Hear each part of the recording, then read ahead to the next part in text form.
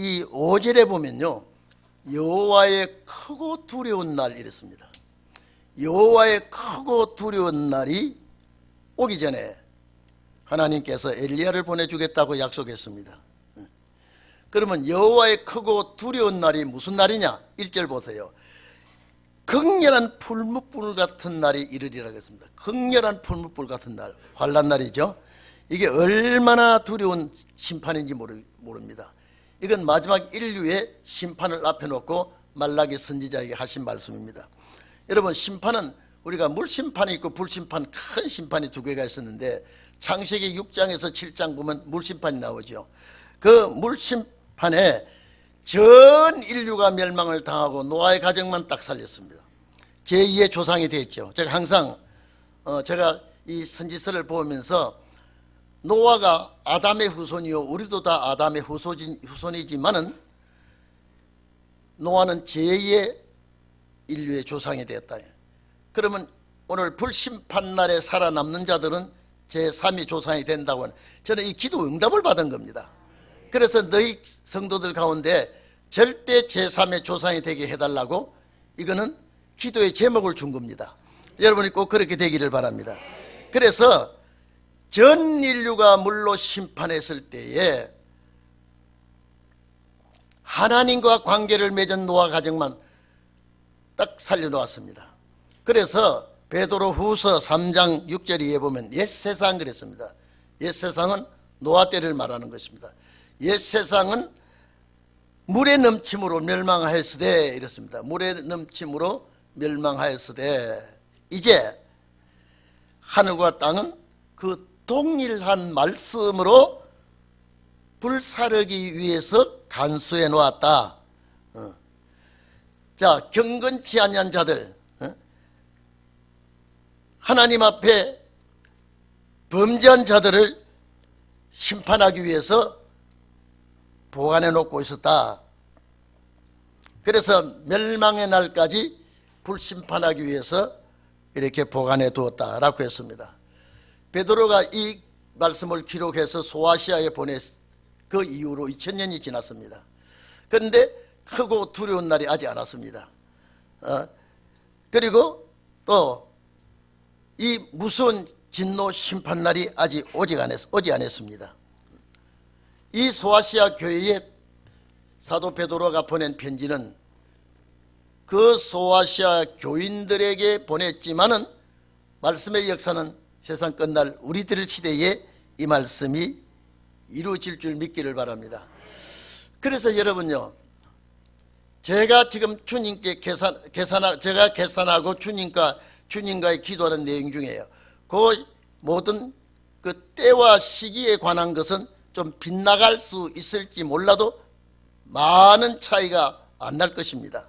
그래서 제가 아주 길을 쓰고 하나님, 우리 대한민국 이제는 이 역사를 위해서, 신혼의 역사를 위해서 경제 부흥도 시켰고 세계 10대 경제 부국으로 만들어 주셨고 이제 선진국의 대열에 옮겨 놓아서 세계가 대한민국을 이제 모르는 나라가 거의 없습니다.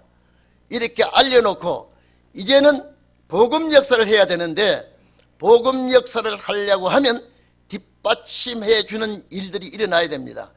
그래서 모든 시기적으로 제가 계산해 보니까 이번에는 제가 재작년 국회의원 선거 때부터 계산해 보니까 이번에는 절대 좌파가 되면 안 돼요. 그러면 복음 역사를 못 해요. 그러면 또 늦어져요. 얼마나 제가 하나님 앞에 액을 복구를 하고, 제가 지난 수요일 날 밤 집에서 제가 늘 하나님, 이분만은 제사장 나라를 만들려고 하면은 어떻게 해서라도 좌파를 꺾어 주시옵소서. 여러분, 제가 늘 얘기했죠. 이 붉은 용의 세력은 기독교와 대적이 되는 세력입니다. 그 세력되는 그 라인에 내가 선다 그러면요, 이 축복은 포기해야 돼요. 내가 호남 지역 목사님들이 뭉쳐서 좌파 대통령을 뽑겠다고 있다고 그 소리를 듣고 나서요, 아, 이분들 이 축복은 제외시키는구나.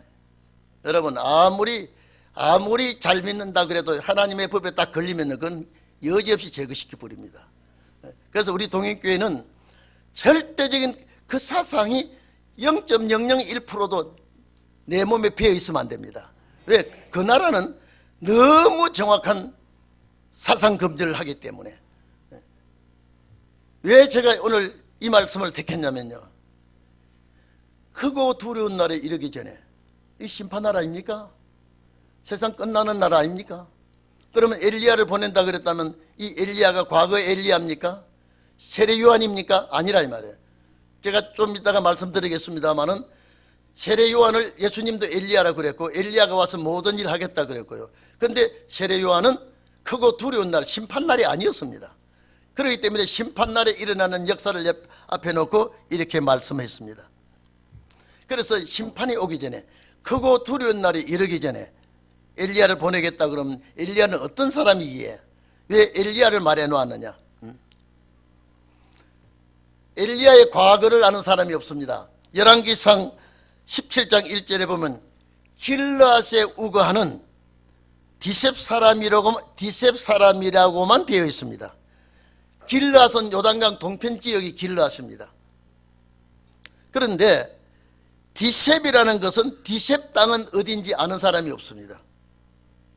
정확하게 알지를 못합니다. 또 그리고 엘리야의 부모가 누군지도 아무도 모릅니다. 참 희한하죠. 숨겨놨던 종입니다.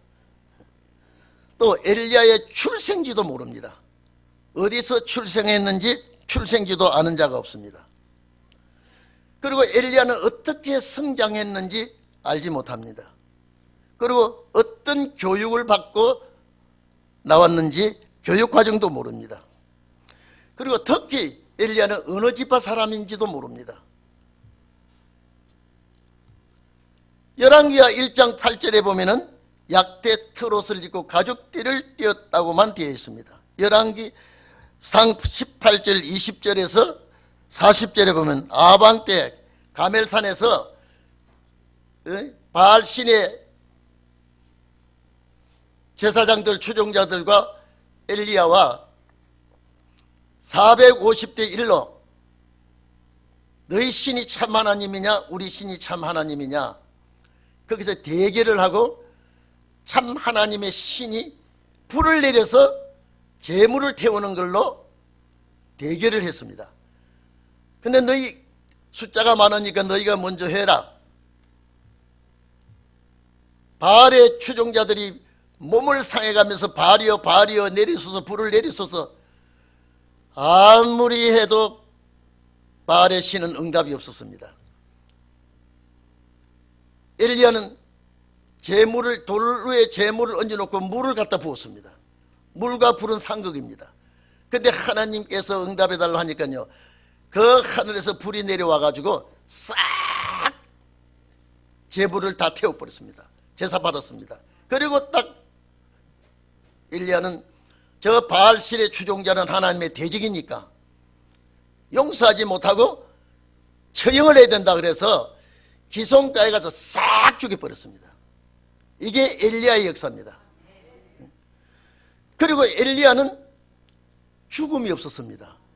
죽음이 없기 때문에 무덤이 없는 사람이에요. 그리고 성천한 사람이에요. 이해가 되십니까? 그래서 마지막에 엘리야를 보내겠다 그랬습니다. 엘리야가 하나님께로부터 보냄을 받아서 6절 보면요, 아비의 마음을 자녀에게로 돌이키게 하고 자녀들의 마음을 그 아비들에게 돌이키게 하는 역사가 있겠다 그랬습니다. 그러면서 초림의 주님 오시기 전에 엘리야를 누구를 암시했느냐면 세례 요한이에요. 누가복음 1장 5절에서 14절 이하에 보면은요, 세례 요한은 제사장 사가랴와 엘리사벳의 사이에서 난 아들입니다. 주의 사자가 요한이라고 이름을 지어줬습니다. 제가 큰 자가 된다고 그랬습니다. 누가복음 1장 15절 그 이하 쭉 내려보면은요, 이스라엘 자손은 곧 저희들을 주께로 돌아오게 하겠다 그랬습니다. 엘리야의 심령과 능력으로 주 앞에 앞서가서 지금 주의 사자가 일러주는 겁니다. 아비의 마음을 자녀에게 거스린 자를 의인의 슬기에 돌아오게 하고 주를 위하여 세운 백성을 예비한다 그랬습니다. 천사가 일러주었습니다. 요 구절이 말라기서 4장 5절 말씀입니다.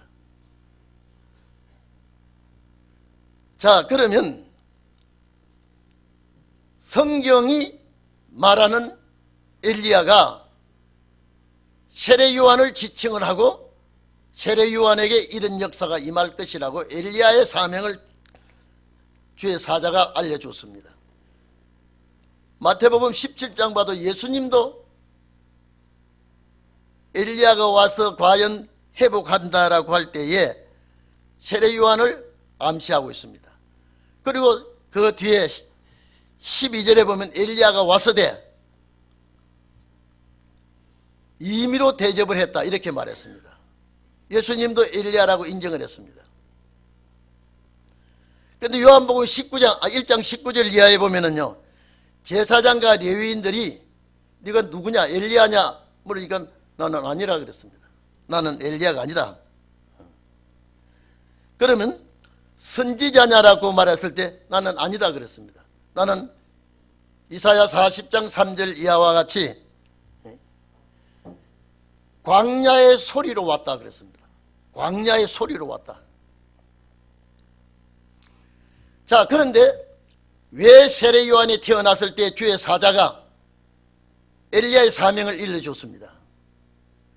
예수님도 세례 요한을 엘리야라고 그랬습니다. 엘리야가 왔는데 임의로 대접했다 그랬습니다. 그런데 이 말씀을 초림의 주님 오실 때에 세례 요한을 엘리야라 그랬는데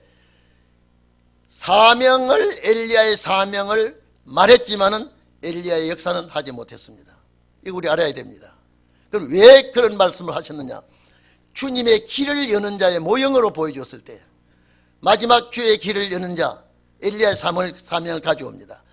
그 엘리야의 사명을 가져오는 자는 여호와의 크고 두려운 날이 오기 전에, 심판날이 오기 전에 엘리야의 역사가 있다 그랬습니다. 그 세례 요한은 모형으로 보여주지 정말로 말씀적인 세례 요한은 아니라 이 말이에요. 여러분 잘 알아들어야 돼요. 이 말라기서 말씀은 크고 두려운 날이, 심판날이 오기 전에 심판전입니다. 여러분 지금 우크라이나에서 지금 소련과 우크라이나와 지금 전쟁을 하고 있지만은요, 지금 3차 전쟁이 일어난다고 야단들 하고 있습니다만은 3차 전쟁은 아직도 일어나지 않습니다. 이유는 그 전쟁이 무서운 날이 오기 전에 엘리야 역사 일어나야 되기 때문에, 이것이 우리 교회 사명이기 때문에 이걸 하려고 하면 우리나라에 좌파 정부가 들어서면 이해 안 됩니다. 이걸 알아야 돼요. 나는 기독교인들이 좌파 사상을 가졌다면 이건 절대 그 나라 못 갑니다. 그 나라 못 가요. 이건요. 알아야 돼. 그러나 영혼 구원은 갑니다. 영혼 구원과 천국의 축복은 완전히 다릅니다. 내 이름으로 귀신을 쫓아내고 내 이름으로 선지자 노릇하고 제사장 노릇 아무리 한다고 해도 그것만 가지고 주님 나라 간다는 건 불법이에요. 말씀이에요. 말씀이에요. 말씀의 역사가 일어나는 것이 신원의 역사예요. 신원의 역사는 곧 심판의 역사겠다. 그래서 신원이란 말 자체가 운수 갚는 역사거든요. 아주 그 역사가 일어나지 않았습니다. 그래서 저 계산이 얼마나 오산적으로 정확하게 되어지는지 모릅니다만은 아무리 생각해봐도 이번에는 이 말씀의 입각에서 보면 반드시 이제는 역사가 나야 될 때가 왔기 때문에, 우리 동인교회의 말씀이 역사가 나야 될 때가 왔기 때문에 참 제 몸부림 많이 쳤습니다. 윤석열 대통령 당선자가 저한테 차 한잔 사야 돼요. 정말로 이 시대가 어디까지 가고 있는지, 어디까지 지금 와 있는지를 우리는 대충 짐작을 해야 돼요. 그날과 그 시는 몰라도 근접해 와 있다는 건 우리는 알아야 됩니다.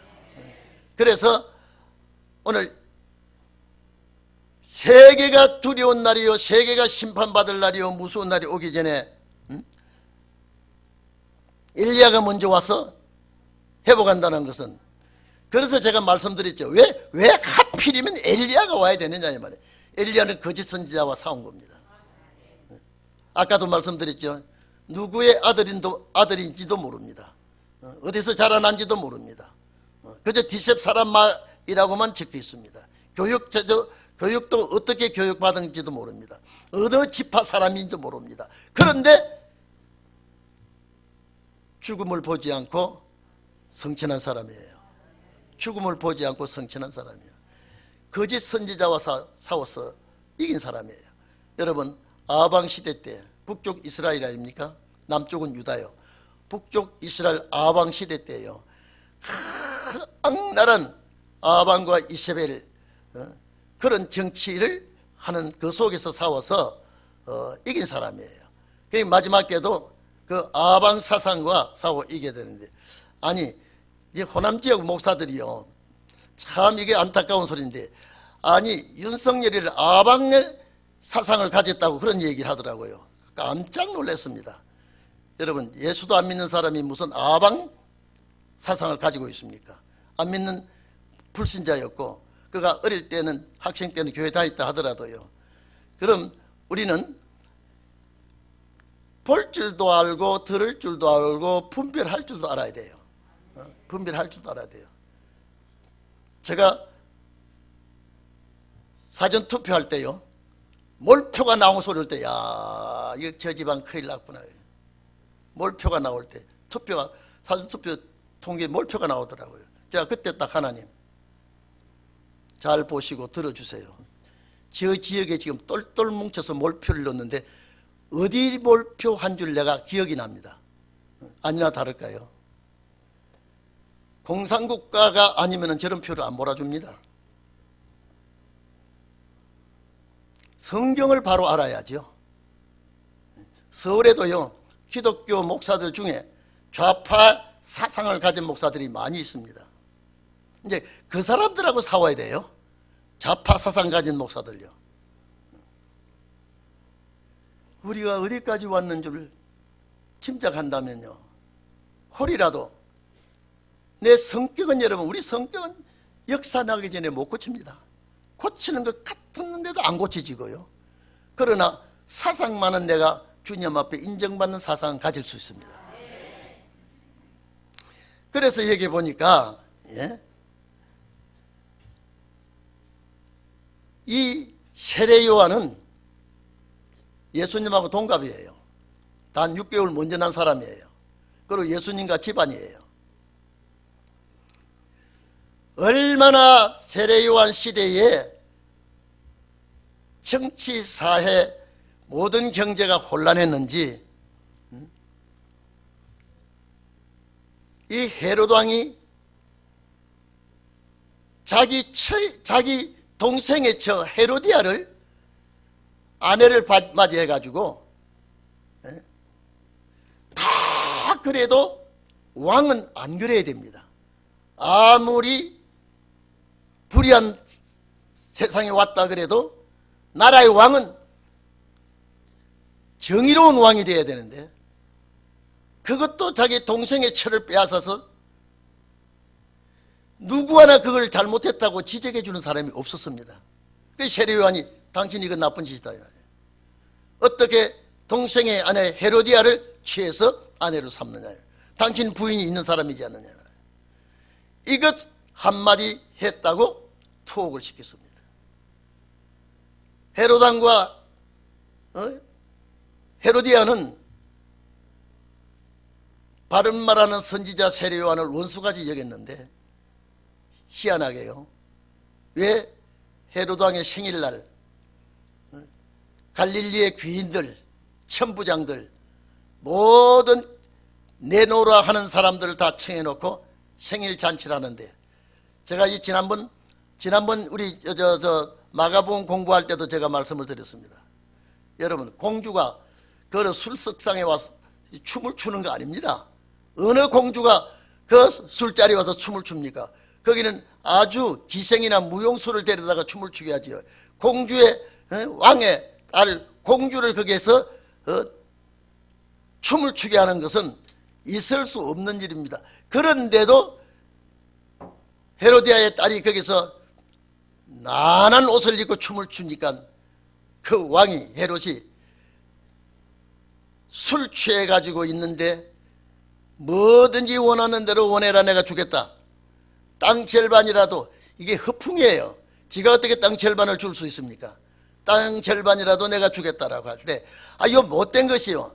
자, 에미에게 가서 지금 왕이 나라 절반이라도 준다고 하니까 뭘 요구해야 좋겠습니까? 라니까 그 못된 여자가 세례요한의 목을 달라 그래요. 소반에 담아 달라 그래요. 목을 소반에다가 담아 달라 해요. 여러분, 아마 우리 이 시대의 처녀들이나 아가씨들이 돼지머리나 소머리가 피가 흐르는 머리를 담아준다고 해도 깜짝 놀라서 못 가져갈 겁니다. 그런데 어떻게 세례요한의 목을 달라 그래요? 목을 베어서 머리를 달라 그래요? 그러니까 모든 또 거기에 잔치에 참여했던 사람들이 왕의 말은 실현을 하면 안 된다 그러니까 할 수 없어서 세례요한을 참수시켜서 피가 흐르는 그 머리를 소반에 담아다가 주었지 않습니까? 세례요한은 그렇게 짧은 생애를 마친 사람이에요. 성경 말씀대로 아비의 마음을 자녀에게, 자녀의 마음을 아비들에게 돌이키게 하고 이거 못했습니다. 민족을 하나 되는 역사를 일으키지 못했습니다. 일찍이 순교했습니다. 그런데 엘리야라 그랬습니다. 이 엘리야라고 한 그 정의가 뭐냐? 초림의 주님의 길을 연 자를 엘리야면 재림의 주님 오실 때 길 여는 엘리야는 진짜 엘리야입니다. 그거를 말해주려고 한 거거든요. 그걸 말해주려고요. 그래서 오늘 이 말씀을 보면은 예수님께서 엘리야라고 했는데 정말 그 엘리야라고 말씀을 잘 못했느냐 이 말이에요. 이는 그림자로 예언으로 보여주기 위해서 그런 것입니다. 그래서 엘리야라고, 예수님이 엘리야라고 한 그분이 일찌감치 사명을 다 감당하지 못하고 죽음을 당했습니다. 여러분, 만약에 세례요한이 사명이 있는데도 참수를 시킬 수 있느냐? 없습니다. 사명이 한계점입니다. 여러분, 우리가 사명이 없으면 언제 어떻게 죽을지 모릅니다. 그러나 사명이 있으면 불 가운데서라도 살려줍니다. 이게 사명이 얼마나, 그래서 천하보다 귀한 것이 생명이라 그랬죠. 제가 늘 이런 설교했습니다. 그 생명보다 귀한 것이 사명이에요. 세례요한의 사명은 거기까지입니다. 그래서 마지막, 크고 두려운 날, 크고 두려운 날. 그래서 4장 1절에 풀무불 같은, 극렬한 풀무불 같은 날이 이르니, 여러분, 극렬한 풀무불 같은 날은 심판날입니다. 이 날이 오겠다고 말씀해 놓고요. 그래서 이 5절에는 이 극렬한 풀무불 같은 두려운 날은 5절에 이 말을 크고 두려운 날이라 그랬습니다. 여호와의 크고 두려운 날, 이 날이 오기 전에 하나님께서 엘리야를 보내주겠다. 이제는 이것은 예언적인 엘리야입니다. 예언적인 엘리야. 그러면서 이러고 보십시오. 고향 가서, 우리 고향 가야 되죠. 정말로 우리 고향 가야 돼요. 여기는 나그네의 서름을 받는 곳이고 괴로움과 탄식이 있는 곳이고 불편한 삶을 사는 곳이 여기입니다. 우리는 그 나라 가야 되기 때문에 뭘 예를 들었느냐? 너희는 출애굽한 백성들에게 호렙산에서 모세를 통하여 준 말씀을 기억해라 이랬습니다. 고향 갈 자들이 말씀을 기억해라 이 말씀을 해 주셨습니다. 왜 이 말을 했을까요? 호렙에서, 여기 보면 4절 보면 너희는 내가 호렙에서 온 이스라엘 위하여 내 종 모세에게 명한 법 곧 율례와 법도를 이걸 기억해라 이 말이에요. 오늘 우리는 이 말씀을 기억해야 될 줄 압니다. 율례와 법도를 기억하고 순종하라 그랬습니다. 하나님께서 모세를 통하여 율례와 법도를 주고 광야길을 가면서 입에서 원망과 불평과 시비와 모든 잘못된 것을 토해낼 때에 싹 제거시켜 버렸습니다. 이건 너희 명심해라 이 말이에요. 우리 고향 가는 사람이기 때문에, 우리는 그 나라 가야 되기 때문에 정말로 우리는 말씀이 맞나 틀리느냐, 이 말씀이 옳은지 그른지를 분별할 줄 알아야 돼요. 그리고 우리가 가정 부부 생활을 하면서도 의사충돌을 가급적이면 하면 안 됩니다. 진리가 아닌 것은 서로가 양보할 줄 알아야 되고요. 그가 임하는 날 누가 그 앞에 서겠느냐 이 말. 이 말은 또 여러분 말라기 3장 1절 보면요, 주의 사자가 임하는 날 그랬습니다. 주의 사자가 길을 여는 날, 그게 실지 재림의 주를 여는 역사를 말하면서 맨 먼저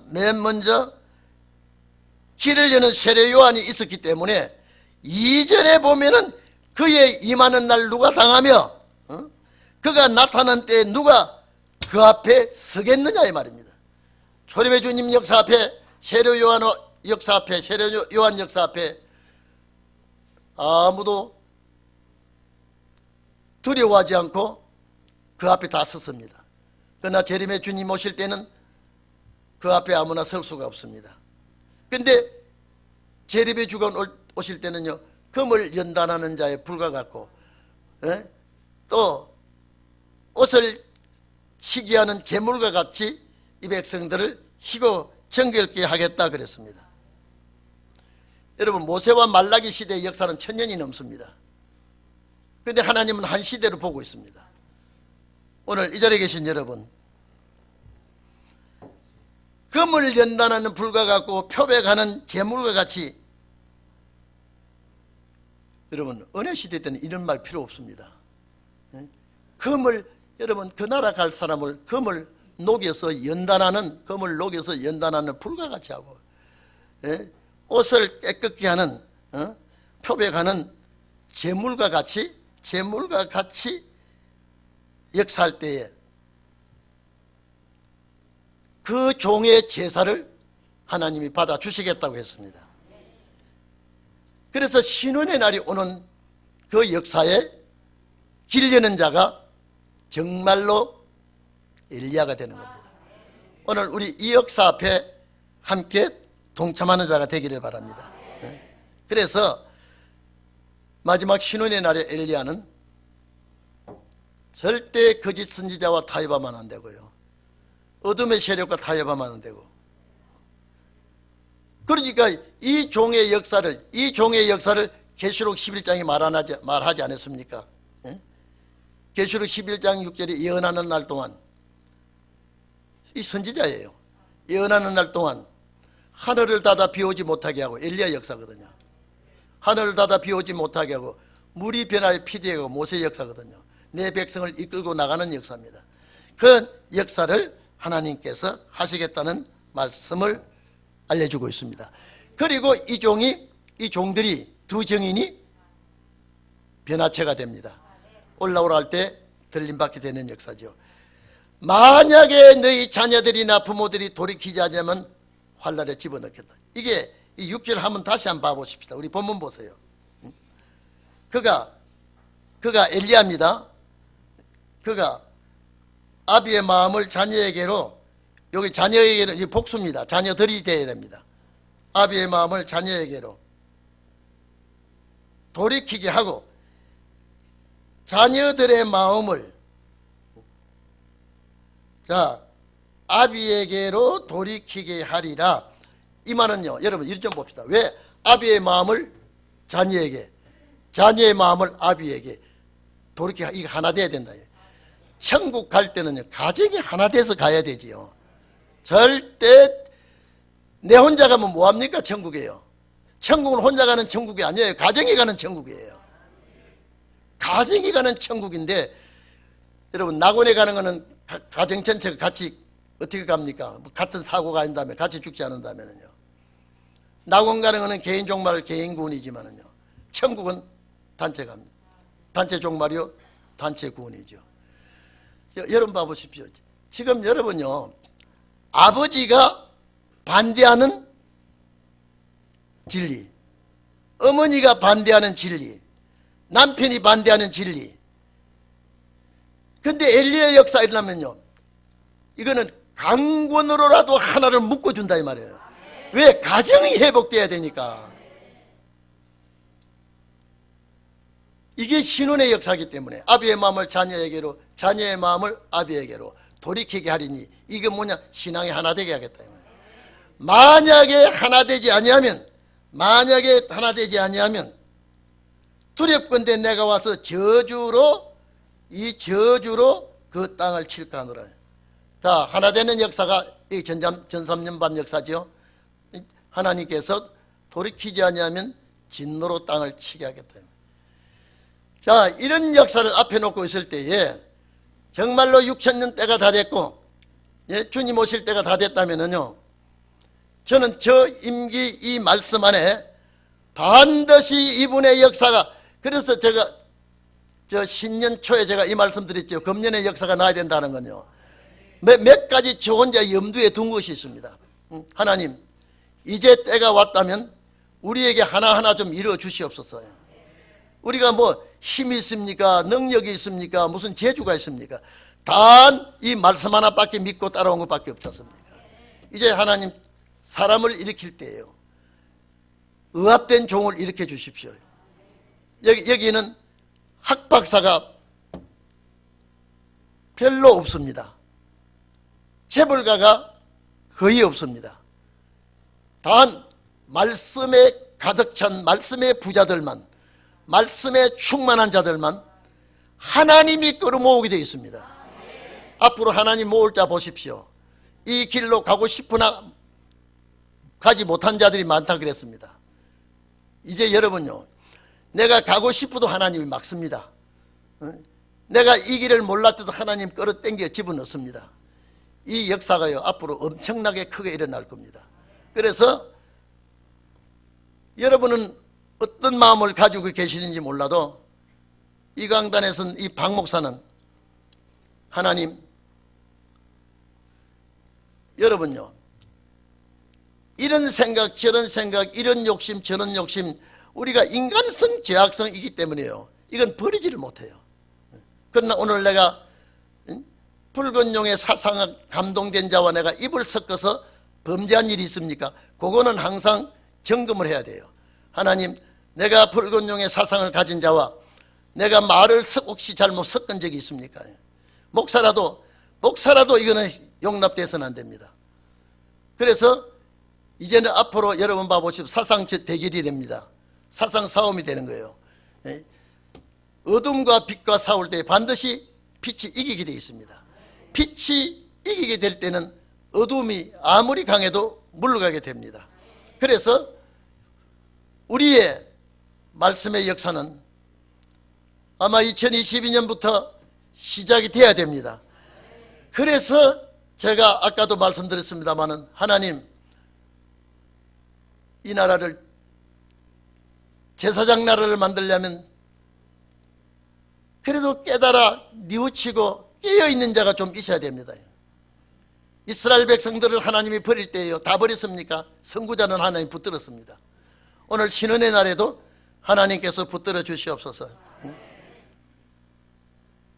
제가 이날까지 대통령 선거를 앞에 놓고 밥을 검색해 가면서 잠을 자지 안 자면서 날뛴 역사는 이번이 처음입니다. 뭐 전에도 검색은 한번 해봤습니다만은요. 그래서 가만히 제가 목요일 아침에 저희 내외와 참 하나님이 감춰놨다가 벌렁 드러내가지고요, 탁탁 왕 만든 사람은요, 이 사람밖에 없잖아요. 이게 역사예요. 이게 하나님의 역사예요. 그래서 우리는 앞으로 5년 동안 우리가 할 일이 너무 많습니다. 5년 안에 우리 교회가 어떤 이변이 일어날지 여러분 우리가 기다려봐야 돼요. 만약에 그렇지 못한다면 또 더 연장이 되면 어떻게 되겠습니까? 저는 더 연장되고 싶지도 않고 더 멀리 바라보고 싶지도 않고 이 우리 시기에 이 역사를 꼭 해야 되겠고, 엘리야 사명을 가진 우리 성도들이 이 역사의 중심이 되고 앞장서야 되겠습니다. 여러분들이 이 역사의 중심축이 되시기를 바랍니다. 여호와의 크고 두려운 날이 오기 전에, 풀무불 같은 날이 이르기 전에, 이건 심판날 아닙니까? 그래서 노아 때라고 하는 것은 심판 때거든요. 다 노아 때와 같이 사는 때가 아닙니다. 심판 때에 살아남는 자가 노아 때 같은 사람이에요. 오늘 불심판 날에 살아남는 여러분이 되기를 축원합니다. 여러분, 이제 앞으로 심판 날은요 얼마나 두려운지 몰라요. 하나님 안 도와주면요 가만두어도 못 삽니다. 그래서 하나님이 여러분을 정말로 눈동자와 같이 지켜주시고 불성각으로 여러분이 보호해 주시고, 우리의 가야 될 새하늘과 새 땅은요 우리를 기다리고 있습니다. 뭐 천국은 10,000원이라고 그러죠. 절대 10,000원이 아닙니다. 아직도 들어간 자가 없죠. 우리가 제일 1차로 들어가야 되기 때문에 우리는 그 나라에서 주님과 같이 살아야 되는 그런 사명이 저와 여러분에게 있기를 바랍니다. 다 같이 기도합시다.